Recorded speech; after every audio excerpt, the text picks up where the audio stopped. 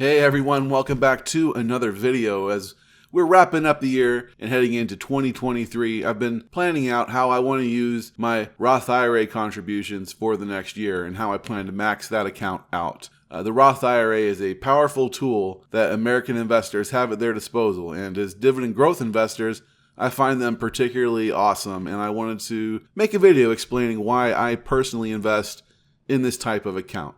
Now, I'm Nick, and this is the Dividend Growth Income Channel. Thank you for joining me today. Not a financial advisor, I'm just a guy who wants to share my love of dividend growth investing and building financial independence with passive income. If you could please do me a favor and smash that like button and subscribe to keep up with future videos. This helps us out more than you could imagine in bringing you quality investing content. This is the first video in a planned 2-year-long series about Roth IRA investing. For the years 2023 and 2024, I'm going to make my contributions and investments into my Roth account fully transparent and show how we can max these out to their full advantage. And of course, I'm working on a cool spreadsheet to help us all follow along.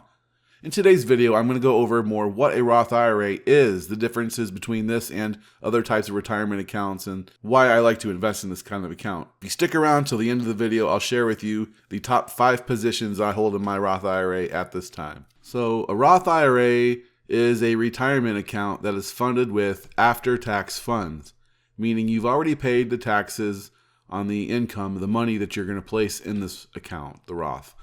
The funds are meant to be used for retirement. Generally, you won't be withdrawing from this account until age 59 and a half, although there are some exceptions which I'll go over.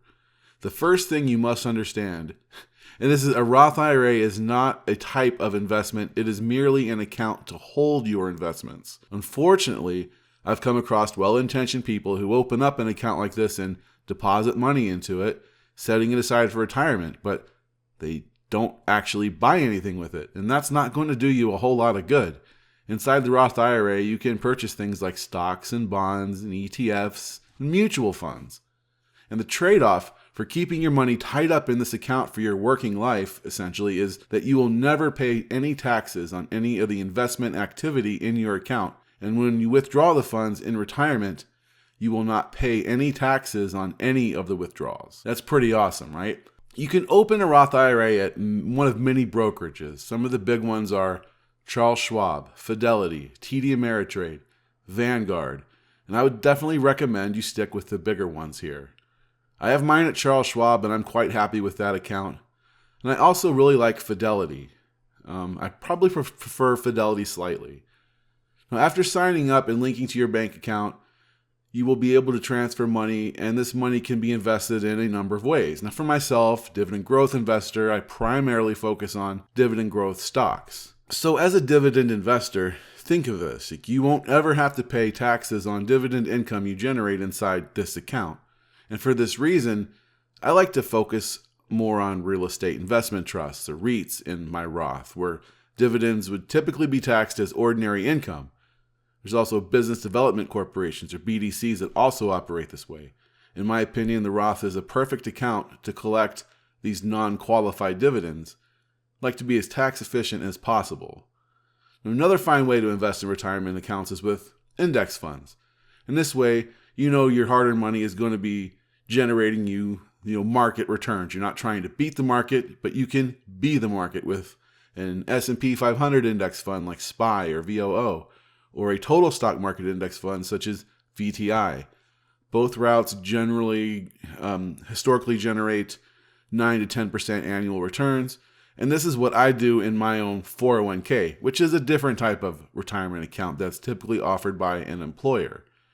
I just put all that in an S&P 500 index, and I set it and forget it, and I love that. I think sticking with like index funds and ETFs, I think SCHD for dividend investors is another fantastic choice with that 3% plus yield and dividend growth at double-digit rates every year. Returns there beat the S&P during the bear market.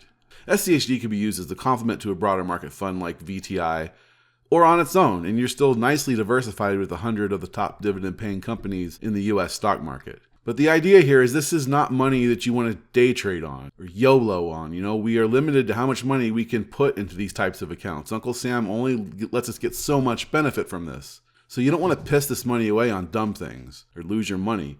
Use a taxable brokerage for those sort of itches. So who should not invest in a Roth IRA? In my opinion, the tax benefits are too great to ignore for the average American.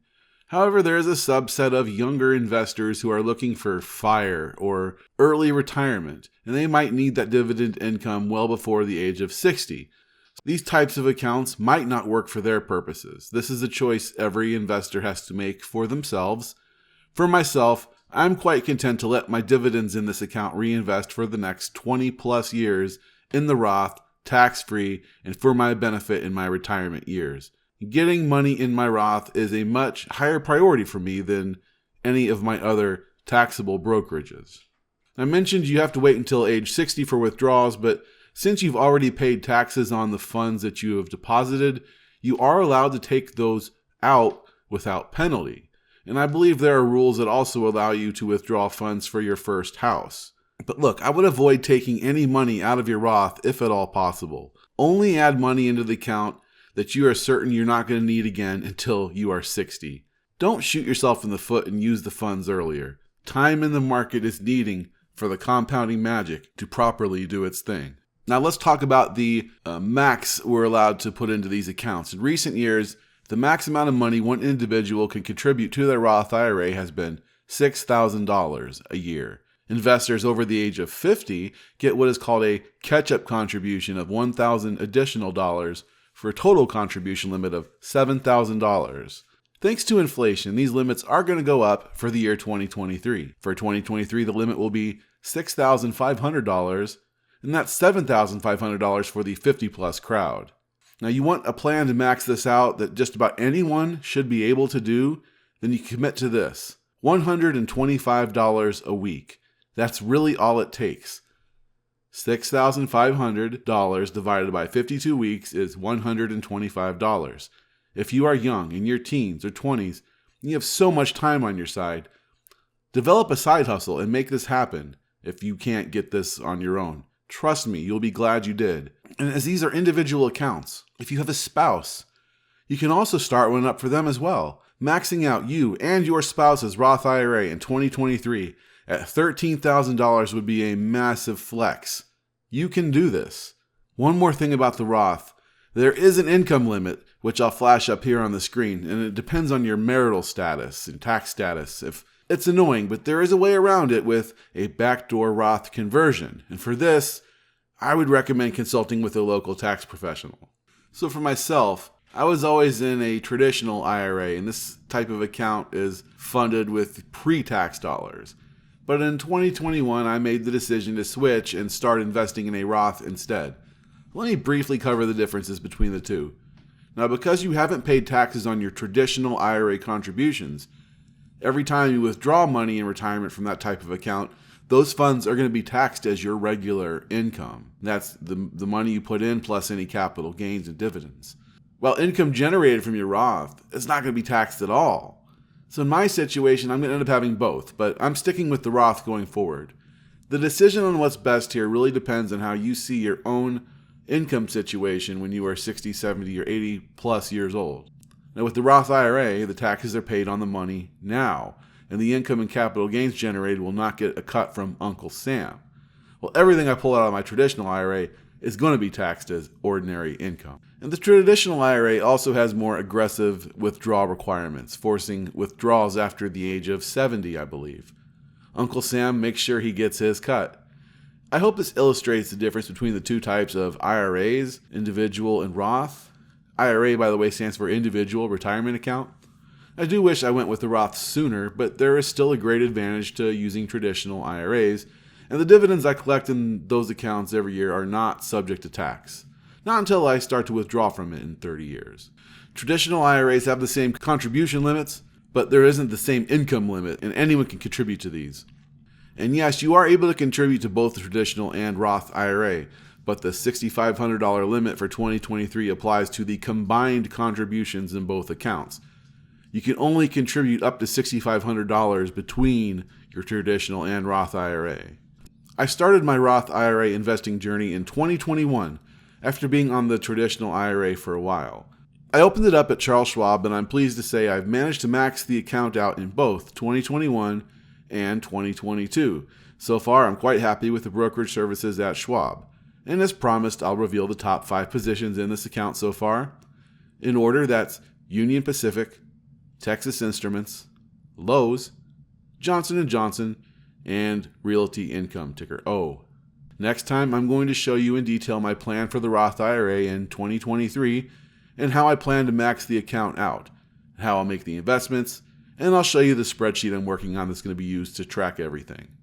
I hope you guys found this helpful. For my non-American viewers, much love. I get that this was specific to us Americans, but if your country offers these types of retirement accounts, I would definitely consider taking advantage of them for your future. If you aren't already subscribed, please do so down below and let me know in the comments what is the top position in your retirement account. Also, follow me on Twitter at DivGrowthIncome. Love connecting with everyone, and until next time, folks, keep investing.